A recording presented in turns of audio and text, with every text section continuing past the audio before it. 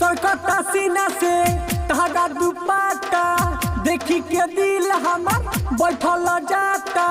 सरकता सीना से तहरा दुपट्टा देखी के दिल हमार बैठल जाता।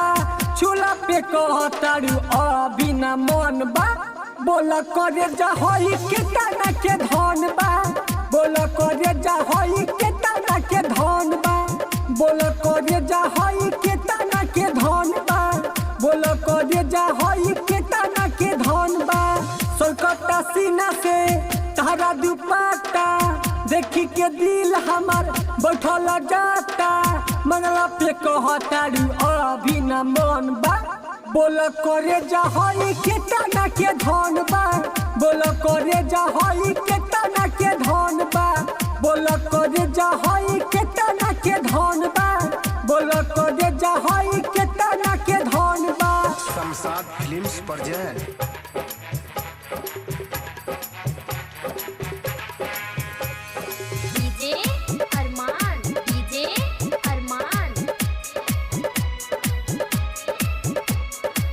सौदा गोटाइल इहाँ तोहरे बाजार बा, देखी के होत हमर नियत खराब बा। सौदा गोटाइल इहाँ तोहरे बाजार बा, देखी के होत हमर नियत खराब बा, देखी के होत हमर नियत खराब बा, देखी के होत हमर नियत खराब बा। चहल जवानी तोहर लागे गोदाम हो, फरल बा जैसे देखो दशहरी आम हो।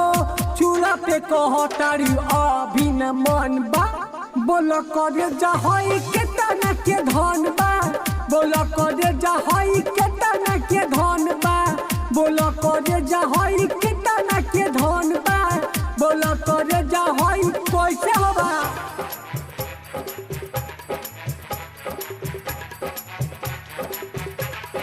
डीजे अरमान, डीजे अरमान। मुन्ना मतलब के तू दिल में बड़ी बसल, डगरी चलत जान जालू जब हंस। गौतम गजब के तू दिल में बड़ी बसल, डगरी चलत जान जालू जब हंस, डगरी चलत जान जालू जब हंस, डगरी चलत जान जालू जब हंस। सरकता सीना से तहरा दुपट्टा देखी के दिल हमार बैठल जाता।